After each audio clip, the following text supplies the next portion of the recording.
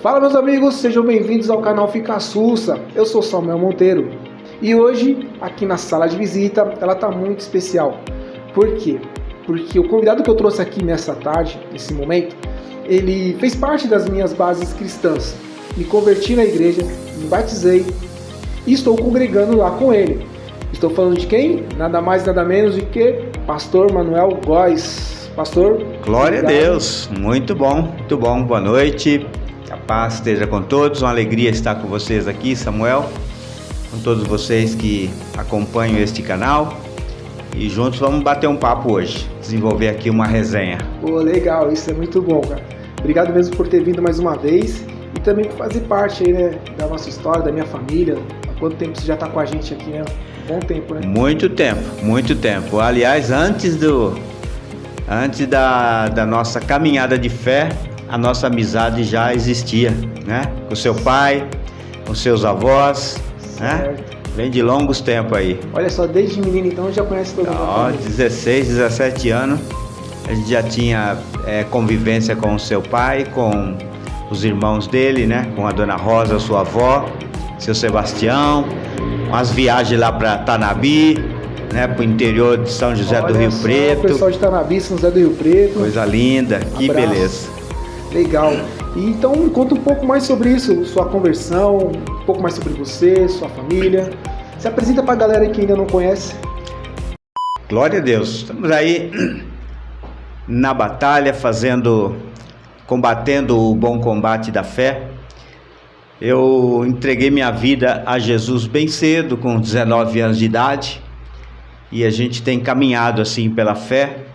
Deus nos tem dado graça, nos tem feito coisas muito boas.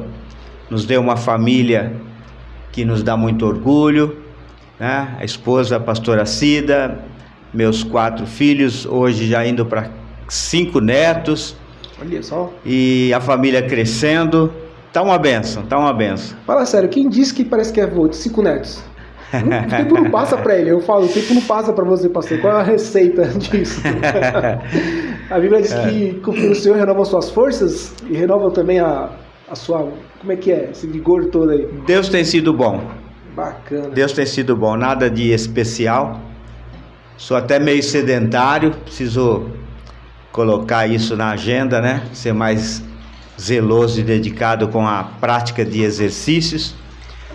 Mas Deus tem sido bom com a gente, tenho desfrutado da bondade do Senhor Deus, e é isso que nos leva à frente. Oh, legal. Você falou que se converteu aos 19 anos de idade, é isso? É isso mesmo, Samuel. Como que foi essa conversão, essa transformação tão cedo, né? Aos 19 anos de idade foi a oportunidade que Deus me deu de conhecê-lo através de uma amiga que veio em casa pregar o Evangelho. Mas o foco mesmo da nossa conversão se deu com a vida da nossa irmã Neuza, né? A minha irmã Neuza, bem novinha, já tinha assim problemas de saúde. Ela tinha umas dores que não se encontrava razão de ser. E alguém passou na rua de casa, pastor Vicente de Lima, já está com o Senhor. Ele passou na rua de casa distribuindo o folheto da Igreja Quadrangular, e lá tinha esses 4 slogans da igreja, né? Jesus Cristo sara, né? Jesus Cristo salva, Jesus Cristo batiza com o Espírito Santo, Jesus Cristo cura e Jesus Cristo voltará. E esse slogan, Jesus Cristo cura, chamou a atenção da minha irmã Neuza. Certo. Então ela, apanhando aquele folheto, pegou o endereço e correu para a igreja de Vila Lais, né? Onde nós passamos uma boa parte da nossa vida. E ali então ela conheceu Jesus, e dali, né, através do relacionamento com os outros irmãos, eles começaram a fazer reuniões em casa. Então foram essas reuniões que ela levou para casa que me alcançou dentro de casa. Legal. Então, através da sua irmã, foi feitas as reuniões, e nessa reunião você foi tocar. Isso, hoje nós falamos muito de células, né? Células, grupo pequeno, casa de paz. Naquele tempo se falava culto no lar. Culto no lar. Né? Tantos nomes, né? Nomenclatura é M12, G12. Isso, mas tudo a mesma coisa. Vai, né? Tudo a mesma coisa. Tudo mais do mesmo. É a igreja saindo das quatro paredes e indo de encontro à necessidade dos pecadores. Né? E foi assim que a igreja me alcançou, saindo das quatro paredes e indo fazer reuniões em casa. E a sua irmã o que aconteceu? Posteriormente ela foi contemplada com a graça maravilhosa de Jesus, de ser curada, ser livre daquelas dores, né? Está entre nós até hoje, estamos juntos servindo a Deus já há mais de 43 anos. Que bênção! Louvando e engrandecendo ao precioso nome de Jesus. Aí foi lá na Vila Lais que eu conheci a Cida, né, que veio da Mocidade da Penha fazer o intercâmbio e ajudar na mocidade da igreja de Vila Lais, certo, onde eu já estava congregando.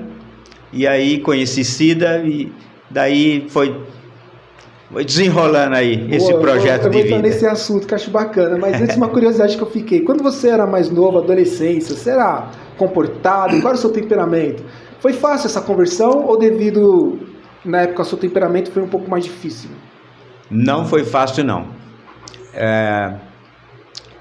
Eu tinha, no período de adolescente, de criança, eu tinha uma energia muito grande, né?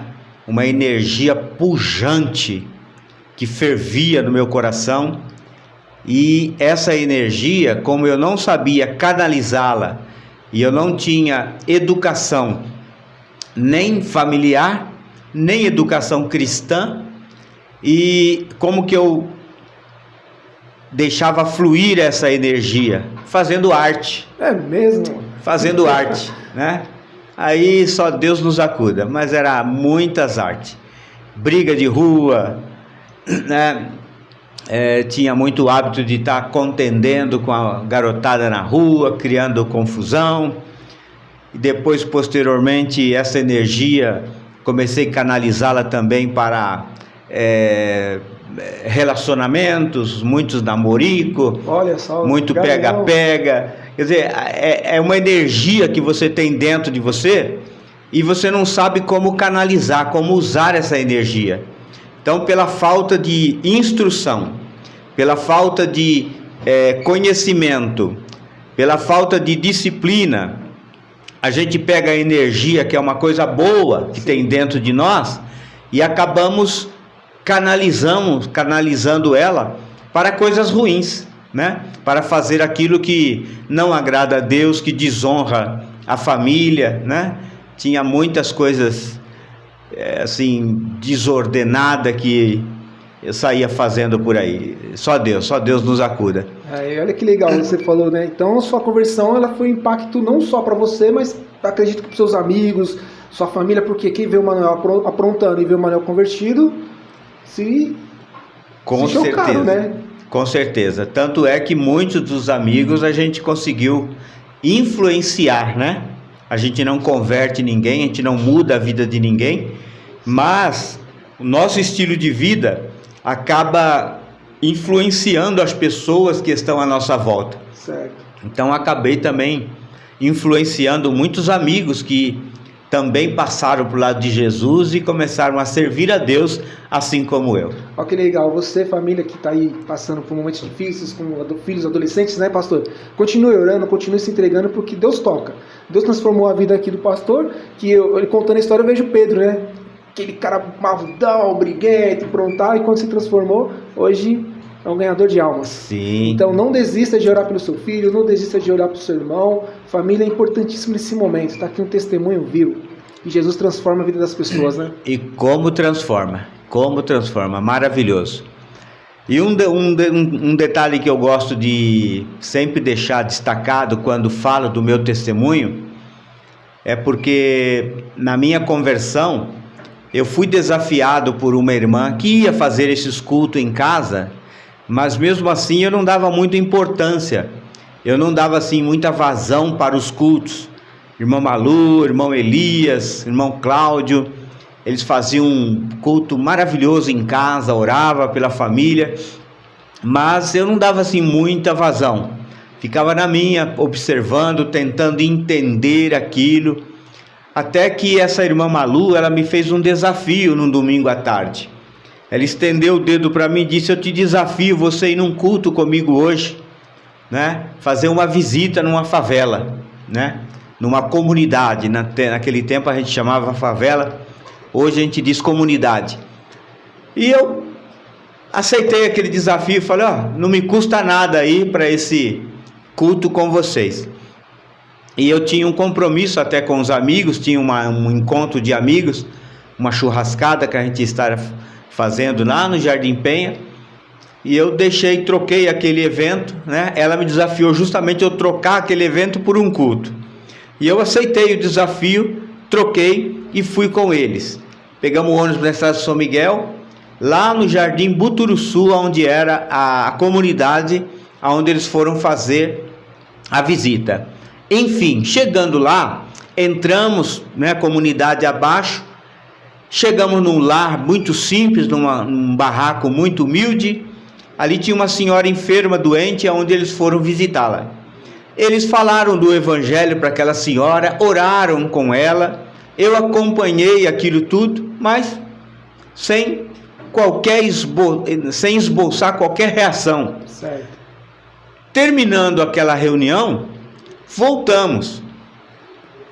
Ao voltar e entrar no ônibus, foi aí que o Espírito Santo me pegou, porque as palavras começaram a criar forma e criar vida dentro de mim. Eu não percebia que aquilo estava acontecendo, eu não tinha ainda uma noção clara do que estava acontecendo com a minha vida, mas ouvindo a palavra, ouvindo o evangelho, mesmo sem sentir nada, mesmo sem perceber nada de extraordinário, sem ver coisas milagrosas acontecendo, a palavra começou a criar, a borbulhar dentro de mim e a criar dentro do meu coração o novo homem que iria nascer logo em seguida. Quando estávamos no ônibus voltando num sábado, isso foi 17 de fevereiro de 1980, um domingo à tarde, estávamos voltando do Jardim Buturuçu sentido Penha, quando no ônibus eu sentado no banco da janela, e eu observava para o asfalto, cabeça baixa, e pensando na palavra que tinha ouvido. Certo. Então eu comecei a ver as faixas do asfalto passando, e em cada faixa, de repente, eu comecei a ver um pecado meu escrito. Olha, uma coisa extraordinária. Como se tivesse um holograma assim, tivesse... Exatamente, como se a minha vida começou a ser retratada. A tela era o asfalto, e eu de cabeça baixa olhando para o asfalto, e cada faixa que passava, eu ouvia dentro do meu consciente, não de voz audível, Deus falou comigo, não. Certo. Mas eu ouvia dentro de mim, na minha consciência, é o seu pecado que está passando e ficando para trás. E eu via aquelas faixas passando, e é o seu pecado. E cada faixa que passava, eu me lembrava de uma coisa ruim que eu fazia, de uma travessura, de um comportamento ruim, de um vício, de uma maldade, cada faixa daquela. E ali eu comecei a me quebrantar e chorar. E comecei a chorar. E ali foi a minha conversão, foi ali dentro do ônibus, quando o Espírito Santo me trouxe a revelação de que Ele estava removendo o meu passado e me dando uma oportunidade de uma nova vida agora em Cristo Jesus, nosso Senhor. Legal, você falou uma coisa que eu fiquei pensando. Então, aceitar Jesus é uma coisa, se converter é outra. É outra. Certo? É outra. Bacana. Porque você aceita o Evangelho, as palavras começam a entrar em seu coração. Elas começam a trabalhar em sua vida. Aí o Espírito Santo começa então a trabalhar para a sua conversão. Que significa conversão? É você mudar de rota, né? É você mudar de rumo, é você trocar de caminho. Você está indo para cá, conversão à direita, você muda, vira à esquerda ou vira à direita. A conversão é exatamente isso, é a gente mudar de rumo, mudar de caminho, tomar ciência de que Deus está propondo para nós uma nova oportunidade, uma correção de rota. Então isso leva um tempo, né? Não é da noite pro dia. Simplesmente aceitei Jesus e amanhã já tá tudo andando de glória em glória, de vitória em vitória, tô transformado. Não é bem assim, né? Não, você me traz à memória uma palavra de Nicodemos, quando ele foi confrontado por Jesus sobre a necessidade de nascer de novo. Boa. Né? Ele então perguntou para Jesus: será que eu tenho que voltar a ser criança? Não. O novo nascimento, ele começa a partir de um momento quando a gente abre o coração e aceita Jesus como Senhor e Salvador da nossa alma. Aí começa então a geração de uma nova vida. Mas essa nova vida é um bebê ainda. Sim. É um bebê, não sabe nada, não tem conhecimento, não tem estrutura psicológica, não tem raciocínio lógico, não conhece ainda as verdades do Evangelho. Então a conversão é um caminho que leva uma vida toda. Eu acredito, Samuel, que nós vamos viver o tanto que viver aprendendo. Sim. E quando morrermos, morreremos não sabendo absolutamente nada. Uma constante aprendizado, né? A gente sempre vai estar aprendendo alguma coisa. Ainda mais com Deus, que a própria Bíblia diz que a palavra de Deus, as misericórdias se renovam a cada manhã. A cada manhã. Ou seja, a cada manhã uma coisa nova, algo diferente. Eu vejo que a cada manhã Deus abre um novo horizonte para a gente, ter novas experiências, conhecer novas pessoas, né? Trilhar por novos caminhos, né? Olha aqui, estou aqui com Samuel hoje. Quem diria que eu estaria hoje nesse canal Fica Sussa? Uma experiência nova para mim. A cada dia o Senhor Deus abre novos horizontes, propondo para a gente uma experiência a mais para incorporar o nosso crescimento e transformar o nosso modo de viver. Aí tá vendo? Às vezes você chega numa certa idade, uma certa fase da vida e acha que acabou, que é o fim. Com Deus, com Jesus, não. Como o pastor falou, sempre a cada dia uma história, um recomeço. Quem diria que realmente nós estaríamos hoje aqui? Amém. Quem diria, cara? Eu estava conversando com ele, isso aqui é o fruto de um processo que passamos, né? Tanto eu quanto o Marcos, que a gente está montando esse estúdio, é um processo. Também não poderíamos estar aqui, mas se não fosse a graça e a misericórdia de Deus, amém, hoje nós estamos aqui, contemplando esse momento maravilhoso que vai ficar eternizado aí para as nossas gerações, né, pastor? Deus seja louvado. E mudando um pouco assim de assunto, você falou sobre a pastora Cida, que é a sua atual esposa, certo? Primeira e única, né? Primeira e única. Graças a Deus é um exemplo aí de modelo de casamento. Vamos falar um pouquinho sobre família, porque eu acho que essa sociedade hoje, a mídia, ela deforma um pouco, ela tenta distorcer um pouco o conceito de família. Não sei se você pensa como eu, mas eu acho que a única instituição que ainda prega os verdadeiros valores da família é a igreja. Escola, governo, faculdade, eu não sei se ensinam as bases reais da família. Acho que eles tentam, através dessa ideologia de gêneros, tá modificando um pouco, certo? Então, para começar, conta pra gente como que foi que vocês se conheceram. Você falou um pouco que foi um intercâmbio. Como é que foi esse momento aí? Isso, eu era jovem ainda, participando da mocidade da igreja de Vila Lais, e a Cida era uma jovem que servia a Deus na igreja quadrangular da Penha, e ela foi enviada para auxiliar e ajudar a juventude, né, na igreja de Vila Lais. Então foi assim que surgiu o nosso relacionamento. Através do intercâmbio. Ela vinha treinar a mocidade, ela ensaiava o grupo de mocidade da igreja de Vila Lais, uma canção para que no primeiro domingo do mês a gente fosse para a igreja da Penha participar da ceia, e lá a nossa mocidade apresentava um hino no culto de louvor a Deus. Então nesse trabalho de ensaio foi quando a gente aprofundou o relacionamento e o conhecimento, né? Bacana. E surgiu então o interesse, né, de um pelo outro. O casamento é uma base sólida de transformação da sociedade. Sem casamento não há família.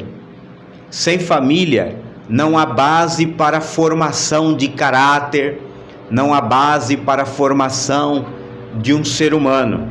O ser humano precisa viver em família. já está comprovado isso cientificamente, fora da religião, que o caráter de uma pessoa, ela é formada pela junção da personalidade do pai e da mãe, né? E hoje nós estamos vendo no mundo moderno, está crescendo muito a intenção de se proliferar a ideia de mãe solo, de pai solo, ou de casamentos, né, homoafetivos, de homem com homem, de mulher com mulher. Embora não seja um assunto da nossa competência hoje, mas é importante salientar que a sociedade, ela ficará prejudicada se a gente abandonar o padrão original da criação divina. Sim. Porque quando Deus cria macho e fêmea e ordena que eles se reproduzam e multipliquem e encham a terra, Deus tem na sua essência já colocado na vida do homem e da mulher a química necessária para a formação do caráter, tanto do homem quanto da mulher. Sim. Que vai ser criado naquela família. Então, nós prezamos muito pela família, temos a família como uma sociedade, né, como algo muito importante que a gente não abre mão, a gente prioriza, né? Aliás, a gente prioriza a família até antes da igreja, certo. Porque são as famílias que formam a igreja, não é a igreja que formam as famílias. Então, por ordem de prioridade, a gente deve dar maior atenção, maior cuidado para a família, porque famílias fortes vão gerar igrejas fortes, empresas fortes, sociedade forte. Sim, principalmente, isso mesmo, legal. E qual é o segredo desse casamento tão longo, tão duradouro? Pode contar o segredo pra gente, ainda mais eu quero aprender, quero seguir esses passos aí. Será que existe um segredo? Não sei. Tá? Eu ouço muito dizer que a incompatibilidade de gênero é uma das razões pelas quais os casamentos não duram. Eu posso contestar isso. Por quê? Porque junto com a minha esposa nós não temos nenhuma compatibilidade. É mesmo? Nenhuma.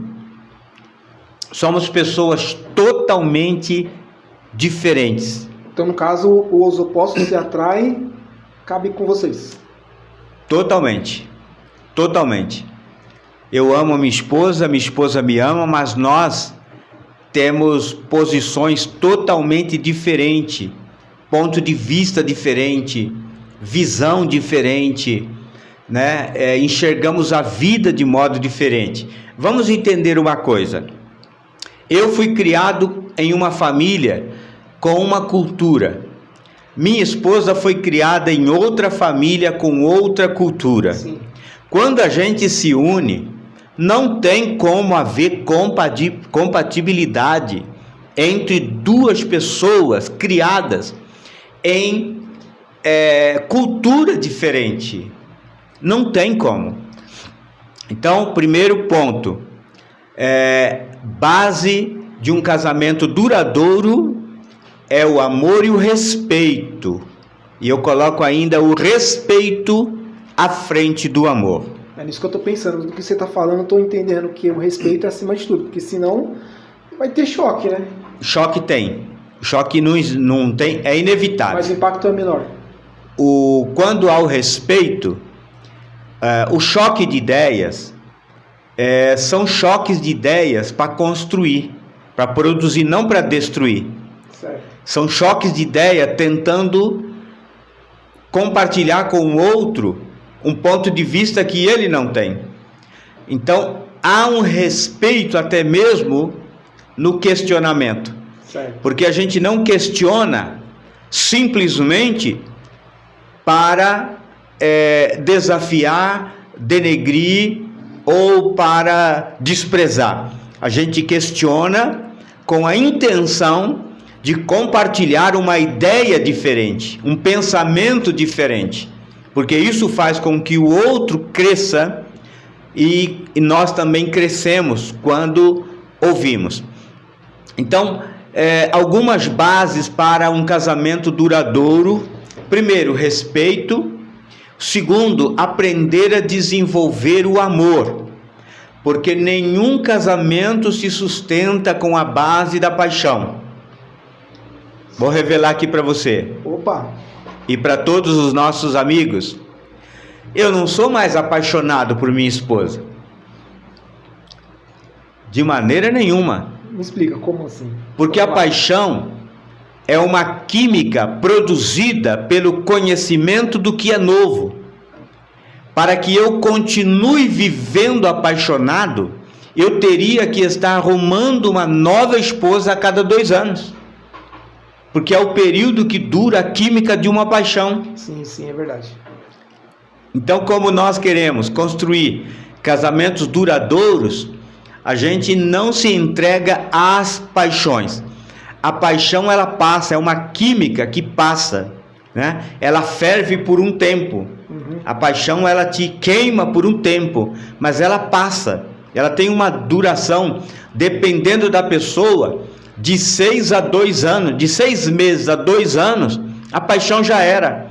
Então, ou nós aprendamos a desenvolver amor pela pessoa que nós escolhemos para conviver com ela, ou vamos sentir necessidade de conhecer uma outra pessoa para dar impulsionamento à paixão. Mas a paixão não é base para um relacionamento saudável e duradouro. Os que tem aquele tempo, né? Noivado, espera assim, mais ou menos quanto tempo assim, o ideal um casal pensar em casamento? Começou a namorar hoje, mais ou menos quanto tempo assim, uns 2, 3 anos? Olha, a minha base foi essa, né? Eu comecei a namorar com 19, com 22 eu casei, né? Mas isso depende muito da necessidade.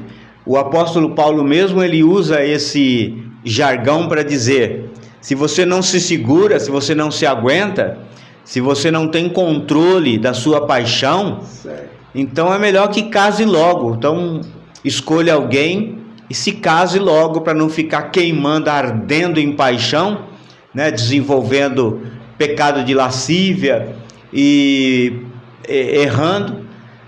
Então é melhor casar rápido. Mas isso aí não tem uma lógica. Mas de um modo geral, os cristãos construíram esse conceito: é melhor casar o mais rápido possível para não ficar abrasando. Sim. Nessa é perigoso, né? Deixa eu fazer uma pergunta em relação à família e respeito. Você falou muito sobre respeito. A impressão minha, ou existe uma pequena tentativa de inversão de valores na família. A mulher, pelo empoderamento feminino, ela tenta tomar o papel do homem, e o homem tem cedido esse papel. Você acha que existe uma pequena inversão? Até mesmo de filhos para pais. A gente vê alguns filhos tão impositivos que os pais acabam cedendo sempre à vontade dos filhos. Ou é uma impressão minha? Não é impressão não, você está tendo uma visão lógica e correta de um mundo moderno, porém condenável pelo Senhor, porque Deus criou um padrão. O padrão que Deus criou, ele é perfeito, ele funciona, tá? Ele funciona. E Deus criou o homem para ser o cabeça da casa. O que significa isso? O homem foi criado para ser o provedor, para ser o catalisador de provisões para casa, de ser aquele que dá o tom, né, da liderança para a família, aquele que está na liderança, né, da casa, da família e da esposa. Foi Deus que fez assim, né? E isso não tem nenhum demérito para a mulher, porque a mulher, ela é mais forte que o homem. Isso não tem lógica, isso. A mulher, ela aguenta mais dor que o homem. A mulher, ela tem mais suporte emocional do que o homem. Sim. A mulher, ela tem maior condições de suportar emocionalmente uma situação difícil do que o homem. O homem, ele é mais forte fisicamente, mas a estrutura emocional de um homem, de uma mulher, a mulher ganha, a mulher é melhor, tá? Tanto é que a Escritura diz que a mulher sábia edifica a casa, mas quem lidera é o homem. Mas a casa edificada é que tem uma mulher inteligente, tem uma mulher sábia. E a mulher que é sábia, ela não mata a liderança do seu marido.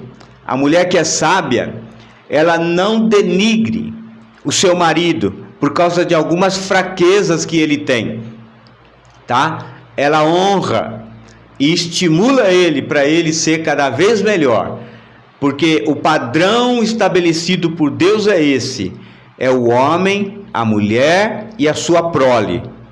O homem, a mulher e a sua prole. Outra inversão de valores que a gente tem visto na sociedade é os casais que se entregam demasiadamente aos filhos e se desprezam. Sim. E não se cuidam, porque acham que tem que dar tudo aos filhos. Está errado, porque os filhos, eles não são nossos, eles são flechas nas mãos de guerreiros. Significa que uma hora nós vamos lançá-lo para o mundo e nós vamos ficar. Então o homem tem que dar prioridade à mulher, a mulher tem que dar prioridade ao homem, porque são os dois que vão ficar até o fim da história. Sim. Os filhos logo criam asas e voam. É uma dependência emocional, né? Então a gente vê esse apego, né? É meu, e o filho cresce não sabendo ouvir não. Eu peguei uma época, pastor, que a correção era Chico, estralava no literal mesmo, o pau torava. Hoje não pode mais, né? Não pode, meu irmão. Eu levei também umas boas surras. Foi? Umas boas surras. Minha mãe, ela tinha a intenção de corrigir os erros de conduta que eu tinha, e ela era dura e batia bastante. Porém, eu aprendi uma coisa com a maneira como a minha mãe cuidou de mim. A surra não me corrigia. A surra me tornava cada vez pior. Era o contrário. Era o contrário, dava um efeito ao contrário.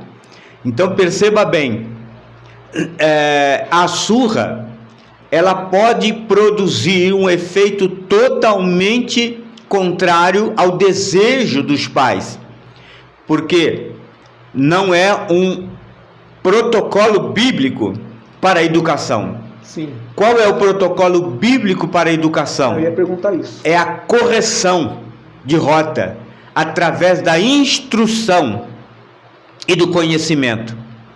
Então veja bem, eu era um garoto perverso, briguento, roubava, né?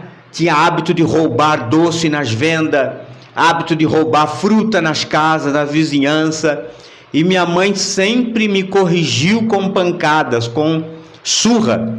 Isso nunca produziu um efeito positivo. Quando um dia minha avó Regina, né, que hoje está com o Senhor Deus, ela viu a aflição da minha mãe, tentando me corrigir daquela forma, eu me lembro como se fosse hoje, Samuel. Minha avó me pegou e me colocou sentado no colo dela. Certo. E falou no meu ouvido. Ela conversou comigo, coisa que a minha mãe nunca antes havia feito. Ela conversou comigo e me deu um novo rumo de vida a partir desse colo que eu recebi, essa conversa, esse colo da minha avó. E veja bem que interessante, o que a minha avó fez, ela percebeu algo que eu não sei se foi por uma inspiração divina ou se foi por sabedoria que ela tinha nata, mas ela percebeu que eu tinha muita energia e que a minha energia eu canalizava na farra, na bagunça, nas coisas erradas. Sim. Então ela me pegou e disse, filhão, a partir de hoje eu quero que você me ajuda no meu trabalho. E eu tinha 8 para 9 anos. Bem novinho. Novo. Hoje nem pode pôr um menino desse para trabalhar. Mas ela percebeu que eu precisava de uma ocupação e de uma direção. Então o que ela fez? Como ela era doceira, ela vendia doce na escola, pegava a caixa de doce, ia para a porta do ginásio e vendia doce. E ela me colocou então para ser um auxiliar dela, um gerente do negócio dela. Olha só. E com 9 anos de idade, ela me incumbiu de algo que hoje seria uma coisa reprovada pela sociedade. Com 9 anos de idade, ela me incumbiu de ir para a Penha. Eu ia para a Penha, no Rei do Amendoim, para fazer reposição dos doces que faltava na bancada dela. Você ia com dinheiro? Ia com dinheiro do táxi na mão, com dinheiro para pagar as compras na outra mão, com o endereço da casa na volta para me pegar um táxi e voltar para casa, porque vinha com uma sacola grande de doce que eu não aguentava carregar. Peraí, então ela pegava o táxi para você, você ia e lá você via sozinho? Não, eu ia de ônibus. Ah, sim. Eu ia de ônibus até a Penha e lá eu fazia a compra e pegava o saco de doce. Na porta da loja eu parava um táxi e o táxi me trazia de volta. Parava ali, não é como hoje fica itinerário, tem uns pontos ainda, mas a maioria fica... Naquele tempo era só você parar na rua que o táxi passava. O táxi ficava rodando, pegando, procurando passageiro. Ah, sim. Né? E o menino, o cara parava numa boa? 9 anos de idade. 9 anos de idade. Eu me lembro disso e eu agradeço a Deus porque a minha avó ela teve uma sabedoria. Ela olhou e percebeu a energia que eu tinha e como eu canalizava aquela energia para o mal. Ela então me deu uma direção. Ela disse: a partir de hoje você vai ser o meu gerente. Aí eu fazia a conferência dos doces, eu que fazia a conferência dos valores que ela arrecadou naquele dia, eu que fazia a reposição das mercadorias, ia para a Penha fazer a reposição das mercadorias. Eu me tornei um gerente administrador, né, dos negócios da minha avó. E isso me trouxe um alto senso de valorização. Muito. Mudou minha cabeça. Mudou. Eu que roubava doce da venda do seu Francisco, né? Agora estou administrando, gerenciando os doces da minha avó. Ela confiou no potencial, né? E isso trouxe o que? Responsabilidade, trouxe educação, isso trouxe uma visão de vida diferente, e isso transformou minha vida. Isso transformou e salvou-me de uma infância delinquente. Olha, bacana, belo conselho, bela direção para os pais, né? Eu também vou entrar nesse pensamento, vou anotar mais uma aprendizagem que eu tive com você. Muito bacana. E cai naquilo então que a Bíblia fala: ensina a criança o caminho que deve seguir, não somente bíblico, mas também para a vida, comportamental para a vida, né? Para a vida. Pô, legal. Tá? E você estudava nessa época também ou não? Não, porque eu sempre fui muito ruim de escola. Certo. Com 9 anos de idade eu já estava abandonando a escola, que eu não... eu fiquei 8 anos na escola e eu não saí do 4º ano. 8 anos no 4º ano? Eu estudei 8 anos e só cheguei até a 4ª série. Tá? 8 anos, só cheguei até a 4ª série. Então a 4ª série, você alcança 7, 8, 9 e 10. Com 10 anos você alcançava a 4ª série. Então eu comecei com 6 anos, até os 10 eu já tinha estudado 8 anos, mas eu não conseguia desenvolver na escola. Eu fazia 2 anos para aproveitar um. Então fazia o primeiro, repetia, fazia de novo, passava. Fazia o segundo, repetia, fazia de novo e passava. Então foram 8 anos para aproveitar 4. Mas quando eu fiz o 4º ano primário, eu ainda não sabia ler, escrever ou interpretar um texto. Então a minha avó me canalizou para o trabalho. Parti para o trabalho logo cedo. Com 14 anos já estava com o meu primeiro registro de carteira assinada. Olha só. E tá vivo até hoje. Glória a Deus. Hoje o pessoal, meu pai conversa muito, meu pai fala muito sobre isso. Samuel, tá difícil emprego, porque a molecada mais nova, eles não querem compromisso, eles entram e saem. Ele brinca, eu tô aqui, já velho, aposentado, dou conta de muitos jovens, e realmente eu vejo a verdade. Verdade.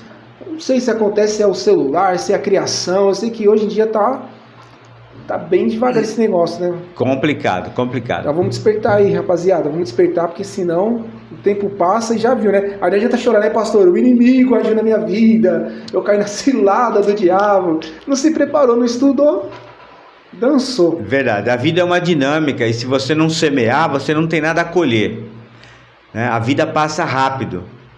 Viva você o tanto que viver. 10, 20, 30, 40, 70, 90, 100. No instante passa. Então se você semear hoje, você terá alguma coisa para colher amanhã. Mas se não semear hoje, amanhã vai passar por perrengue. Exatamente. Vamos fazer uma pausinha agora? Tomar Amém. uma água. Tem um patrocinador bacana aí com a gente. Pode ser então. Glória a Deus, vamos sim. Valeu. Fazer. Bom, meus amigos, esse podcast está sendo aqui, patrocinado e ajudado por Babá do Celular. Babá do Celular, ele cuida do seu celular como se fosse uma criança. É isso mesmo, todo carinho, todo cuidado e toda atenção. Então, ou seja, você pode ficar tranquilo que o trabalho vai ser eficiente, vai ser de qualidade. Inclusive, não só manutenção, mas também peças e aparelhos. Eu comprei esse Remic aqui, lá nele, um aparelho super bom, em conta, um aparelho que não me deixou na mão. Faço alguns vídeos com ele também. Esse dia a gente foi pra praia e usamos essa capinha aqui também, que justamente eu peguei lá no Babá do Celular. É confiável, ele deu toda a garantia e realmente não nos deixou na mão. Nós conseguimos aí, ter uma qualidade de som, de imagem muito bacana. Então, se você está precisando de aparelhos, acessórios para gravar seu podcast também, ou até mesmo para estar com os amigos numa resenha, procura o Babá do Celular. Ali no Cangaíba, Penha, Emelino Matarazzo, vocês dessa região, pode procurar Babá do Celular, que o serviço é garantido e a qualidade é excelente.